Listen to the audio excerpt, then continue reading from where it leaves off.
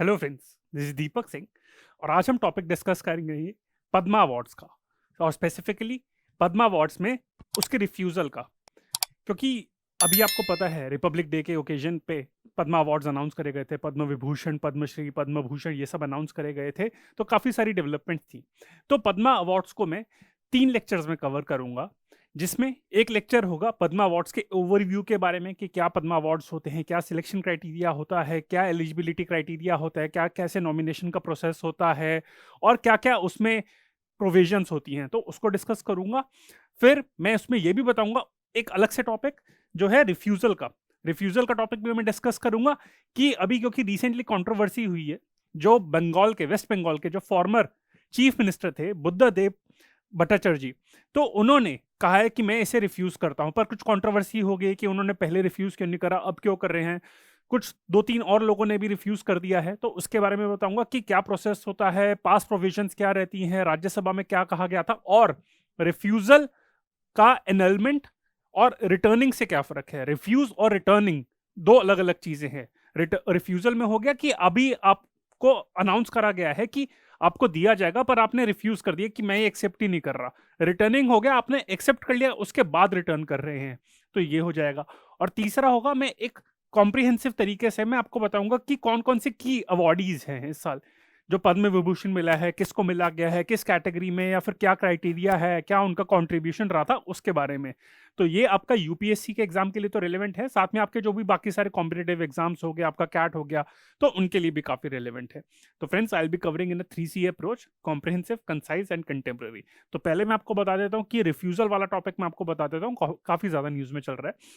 तो पहले मैं आपको कंटेम्प्रेरी एस्पेक्ट बता देता हूं कि क्यों हम ये डिस्कस कर रहे हैं। तो जैसे मैंने आपको बताया था कि वेस्ट बंगाल के जो फॉर्मर चीफ मिनिस्टर थे बुद्धा देव भट्टाचार्य जी, उन्होंने रिफ्यूज कर दिया कि मैं पद्म भूषण को रिफ्यूज कर रहा हूं, कि मैं ये एक्सेप्ट नहीं कर सकता। इन्होंने ये कहा है, फिर इन्होंने ऑफिशियली भी अनाउंस करा था अपने पार्टी, जो इनकी जो पार्टी थी communist party of India, Marxist, उस पार्टी के ऑफिशियल ट्विटर हैंडल से इन्होंने रिफ्यूज करा कि पहली बात तो ये मुझे पहले अनाउंस नहीं करा गया था, पहले मुझे इन्फॉर्म नहीं करा गया था कि ये मुझे अवार्ड मिलेगा। लेकिन अगर ऐसा कुछ अनाउंस कर भी रही है गवर्नमेंट ऑफ इंडिया, तो मैं रिफ्यूज करता हूं। तो ये साथ में कहा गया कि जो इस पार्टी की आइडियोलॉजी है, वो ऐसे स्टेट अवार्ड्स को एक्सेप्ट नहीं करते।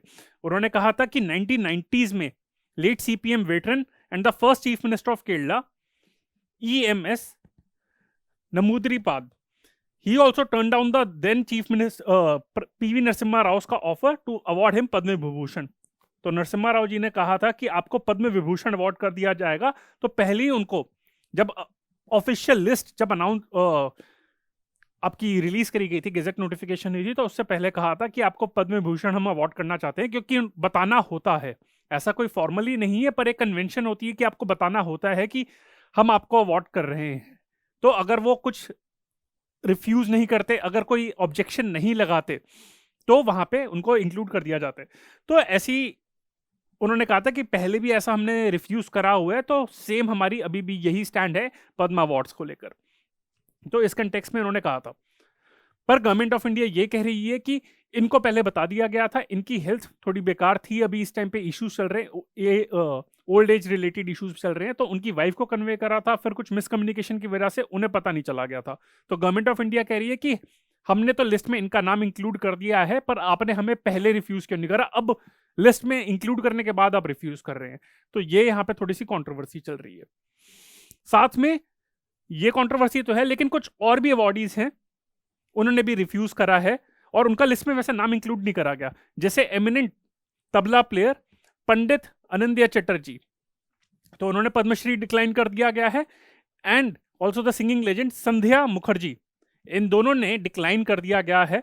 इन्होंने यह कहा है, पर इनका ऑब्जेक्शन ये है कि जो अवार्ड से हमें कोई प्रॉब्लम नहीं है, but actually the award has been given to us very late. क्योंकि संध्या मुखर्जी हैं, ये अभी 90 साल की हो चुकी हैं, ये भी काफी बड़ी एज के हैं, तो इन्हें लग रहा है कि ऑलरेडी बहुत ज्यादा लेट दिया जा रहा है। और अगर अब इन्हें अवार्ड दिया जा रहा है लेट एज में, तो एटलीस्ट पद्मश्री नहीं देना चाहिए, आपको पद्म भूषण, पद्म विभूषण देना चाहिए। और ऐसे पास में काफी कंट्रोवर्सीज हुई हैं, जैसे मिल्खा सिंह जी ने, मतलब ये तो चलो जैसे पद्मा अवार्ड्स के बारे में अगर मिल्खा सिंह जी के बारे में पढ़े तो उन्हें पद्मश्री तो 1950s में दे दिया गया था और फिर बाद में अर्जुन अवार्ड दिया जा रहा था। तो उन्होंने कहा था ऑलरेडी जब मुझे पद्मश्री दिया जा रहा है तो अर्जुन अवार्ड क्यों दे रहे हैं। वो तो एक डिफरेंट कैटेगरी में आता है, वो तो स्पोर्ट्स अवार्ड में आता है। पर इन्होंने भी यही कहा है कि ऑलरेडी हमने जिन लोगों को ग्रूम करा है उनको बहुत सारे अवार्ड्स मिल चुके हैं और अब हम हमें इस टाइम पे पद्मश्री दे रहे हैं तो हम ये एक्सेप्ट नहीं कर सकते। We don't deserve a Padmashri, we deserve higher award, Padma Bhushan, Padma Vibhushan. तो इस वजह से भी है। तो इस कंटेक्स्ट में बेटर रहेगा कि हम ये देख लें कि फॉर्मर ब्यूरोक्रेट जो आपके पीएन हक्सर थे उनका क्या कंट्रीब्यूशन था और उनका क्या व्यू था। ये बहुत ही इंपॉर्टेंट एक पर्सनालिटी रहे हैं और एक्चुअली ये इंदिरा गांधी जी के प्रिंसिपल सेक्रेटरी रहे थे from 1971 to 73।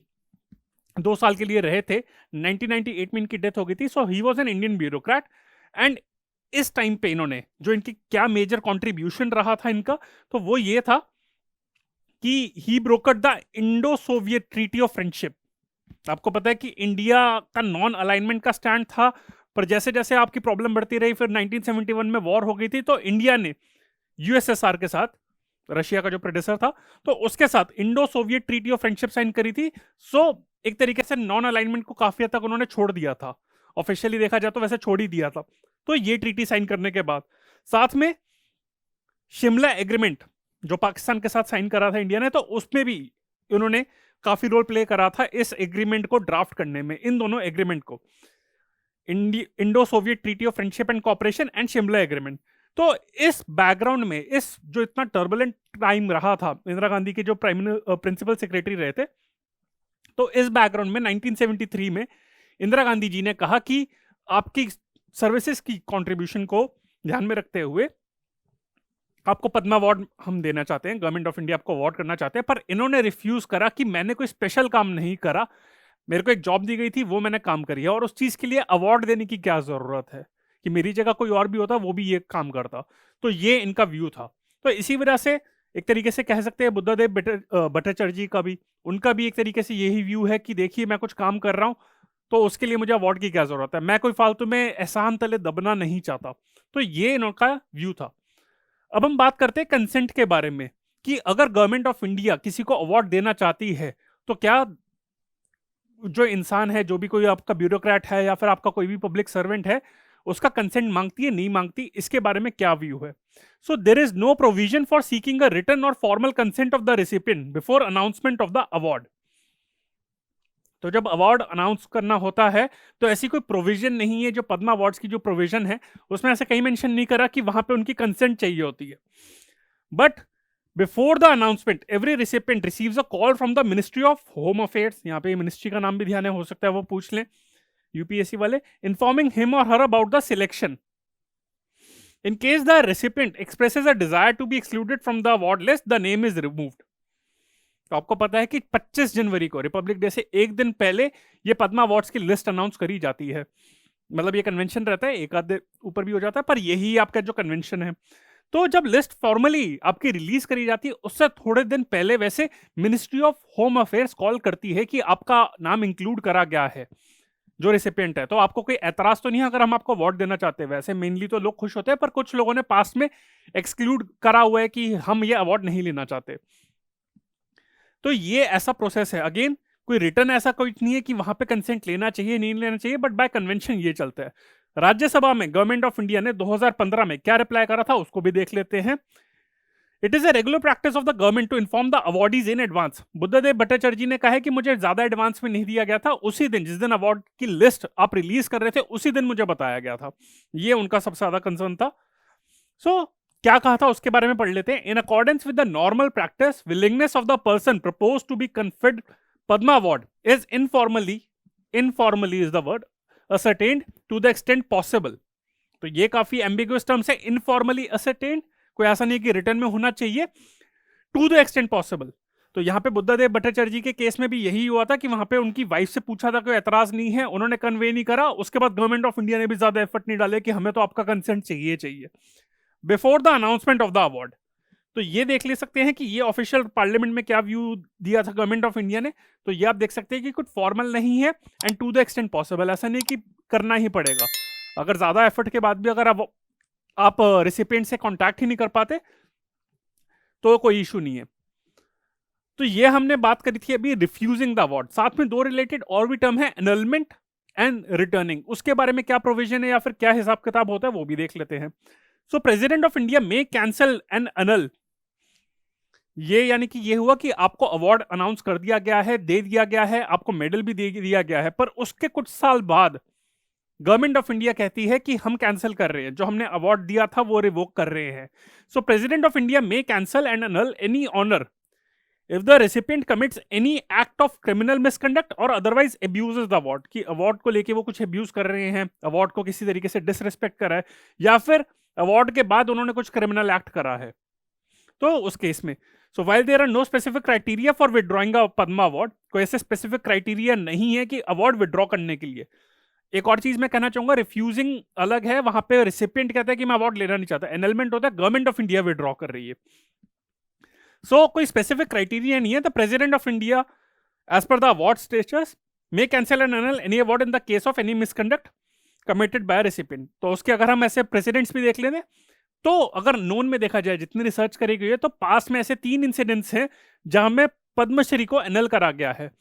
Twice it was done in 1958 for recipients residing in the state of Punjab and once in 1974 for a recipient residing in the state of Gujarat. तो 58 में 2 बार हुआ था और 1974 में ऐसा हुआ था कि जब पद्मश्री आपका अनल कर दिया गया था, आपका कैंसिल कर दिया गया था या फिर रिवोक कर दिया गया था, अवार्ड दे दिया गया है और उसके बाद वहां पे आपका कैंसिल कर दिया गया है। तो ये हो गया, एनलमेंट हो गया। अब हम बात करते हैं अवार्ड वापसी के बारे में या फिर रिटर्निंग के बारे में। यानी कि आपको अवार्ड अनाउंस कर दिया गया है, रेसिपिएंट ने भी खुशी खुशी अवार्ड ले लिया है, गेजेट नोटिफिकेशन में भी आ गया, आपने फोटो भी खींच ली है, मतलब मेडल लेते हुए सब हो गया। उसके बाद काफी सालों बाद या फिर कुछ टाइम बाद, कुछ महीनों बाद या फिर कुछ सालों बाद आप अवार्ड ही कहते हैं रिटर्न करना, यानी कि अवार्ड वापसी, ये आपने टर्म सुनी होगी। So as there are no specific guidelines, again इसके लिए भी कोई स्पेसिफिक गाइडलाइंस नहीं है, ना रिफ्यूजल के लिए है, ना एनलमेंट के लिए, ना रिटर्निंग के लिए है, कोई गाइडलाइंस नहीं है for otherwise withdrawing a national honour from a recipient the acts of returning और announcing an award to register a protest or refusing an award after an official award list has been published are only symbolic action। तो यानी कि काफी cases में ऐसा होता है कि जैसे इन्होंने बुद्धादेव भट्टाचार्य जी ने अभी कहा है कि मैं रिफ्यूज कर रहा हूं, पर इनका लिस्ट में नाम है, जो बाकी आपके थे, जो मैंने आपके म्यूजिशियंस बताए थे, उन्होंने पहले रिफ्यूज कर दिया था, पर बुद्धादेव भट्टाचार्य जी का नाम लिस्ट में आ चुका है। ठीक है, तो या फिर ऐसा हुआ कि जैसे अभी मैं कुछ आपको एग्जांपल्स दूंगा कि ये सारे एक सिंबॉलिक एक्ट्स होते हैं। सिंबॉलिक एक्ट का मतलब ये है कि अगर आप कह रहे हैं, जैसे आपको अवार्ड मिला गया, पद्मा अवार्ड मिला गया, उसके कुछ साल बाद आप कह रहे हैं कि मैं रिटर्न कर रहा हूं, तो आपके रिटर्न करने से कुछ नहीं ही होता, वो तब भी गेजेट नोटिफिकेशन में, वो भी आपकी जो government of India list maintain करती है, उसमें नोटिस करा जाएगा, रिफ्लेक्ट करा जाएगा।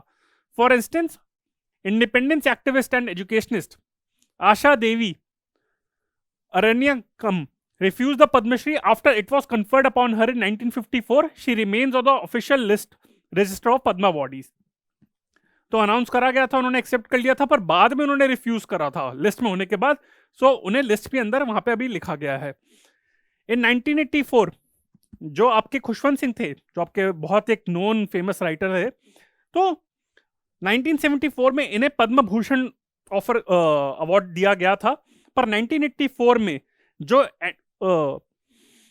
he returned the honor to protest the Indian Army's Blue Star, operation blue star, तो वो भी इन्होंने रिटर्न कर दिया था। ऑपरेशन ब्लू स्टार के अंदर हुआ था जब गोल्डन टेम्पल में अटैक हुआ था, तो ये सारी चीजों पे जब देखा था कि फिर वहां पे आपका ऑपरेशन ब्लू स्टार हुआ था, फिर एंटी सिख राइट्स हुए थे, काफी आपके देखा जाए तो कंट्रोवर्सी चल रही थी पंजाब में, तो उस बैकग्राउंड में खुशवंत सिंह जी ने कहा कि 84 में मैं अपना अवार्ड वापस देता हूं, बट उनके अनाउंसमेंट के बावजूद वो अभी भी लिस्ट में रिफ्लेक्ट करता है, पद्म भूषण की जो रेसिपिएंट की लिस्ट है उसमें खुशवंत सिंह जी का नाम आता है। और similarly Prakash Singh Badal, the former chief minister of Punjab, और एक टाइम पे एनडीए के पार्ट थे ये, तो इन्हें 2015 में पद्म विभूषण दिया गया था, Padma Vibhushan, but he return the honour in December 2020 in support of the farmer protest, जो भी थोड़े टाइम पहले आपके ओवर हुए हैं। पर उन्होंने कहा कि मैं ये रिटर्न कर रहा हूं, पर उनके रिटर्न करने से कुछ नहीं होता, वो लिस्ट में अभी भी रिफ्लेक्ट कर रहे हैं। तो फ्रेंड्स, ये था रिटर्निंग का एस्पेक्ट। तो मैंने आपको बताया कि refusing, annulment and returning the award, इन तीनों के बारे में बताया। आई होप आपको ये लेक्चर अच्छा लगा है। अगर अच्छा लगा है then do press the like button, share it and subscribe to the channel of AQ Bias। बहुत सारे सोशल मीडिया प्लेटफॉर्म पे हैं, जैसे Facebook, Instagram, Telegram and YouTube. ये हमारा कॉन्टैक्ट नंबर है 9319057600। So friends, this is Deepak Singh on behalf of AQ Bias. Bye. Thank you.